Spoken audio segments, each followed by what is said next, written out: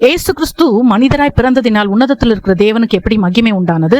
தூதர்கள் எல்லாம் சேர்ந்து உன்னதத்தில் இருக்கிற தேவனுக்கு மகிமை என்று இயேசு பிறந்த பொழுது வாழ்த்தினார்களே, துதித்தார்களே. அது எப்படி நடந்தது? அவருடைய கீழ்ப்படிதலின் நிமித்தமாய், அவருடைய பெர்ஃபெக்ட் ஒபீடியன்ஸ் மூலமாய் பிதாவை மகிமைப்படுத்தினார். வேதம் சொல்கிறது, அவர் மனுஷ ரூபமாய் காணப்பட்டு மரண பரியந்தம், அதாவது சிலுவையின் மரண பரியந்தம் கீழ்ப்படிந்தார்.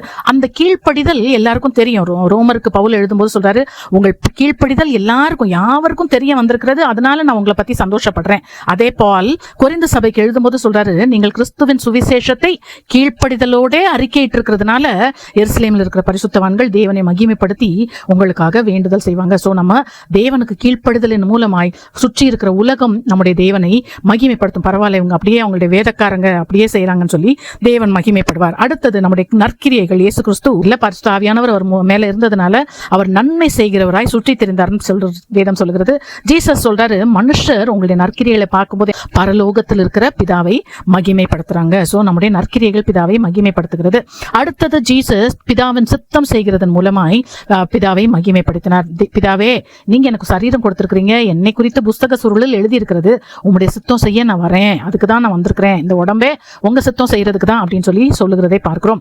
அடுத்து சொல்றாரு, அதுதான் என்னுடைய சாப்பாடு, பிதாவின் சித்தம் செய்கிறது தான் என்னுடைய ஆகாரம், போஜனம்னு சொல்லி சொல்லுகிறார். இயேசுவும் சொல்றாரு, பரலோகத்தில் இருக்கிற என் பிதாவின் சித்தத்தின்படி செய்கிறவன் தான் பரலோக ராஜ்யத்துல பிரவேசிப்பான். அது இல்லாம நீங்க என்ன அற்புதங்கள் அடையாளங்கள் செய்து என்ன பண்ணினாலும் நீங்க உள்ள போக முடியாதுன்னு சொல்லி சொல்கிறார். அது மாதிரி இயேசு கிறிஸ்து இந்த சரீரத்துல என்னெல்லாம் செய்தாரோ பிதாவை மகிமைப்படுத்தினார். அவருக்கு அதுதான் முடிக்கும் போது கிளியரா பிதாவை பார்த்து சொல்கிறார் ஜீசஸ், பூமியிலே நான் உம்மை மகிமைப்படுத்தினேன், நான் செய்யும்படி நீர் எனக்கு நியமித்த கிரியையை செய்து முடித்தேன் என்று ஜீசஸ் சொல்லுகிறார்.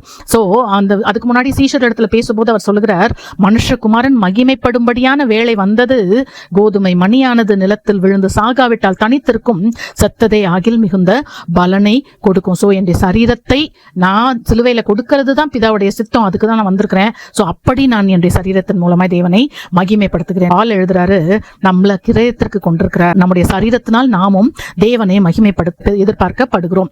அது போல ஜீசஸ் பிதாவுடைய மகிமையை இப்படியெல்லாம் செய்து அவர் ரிஃப்ளெக்ட் பண்ணினார்னு சொல்லி பார்க்கிறோம். அந்த வார்த்தை மாம்சமாகி கிருபையினாலும் சத்தியத்தினாலும் நிறைந்தவராய் நமக்குள்ளே வாசம் பண்ணினார்.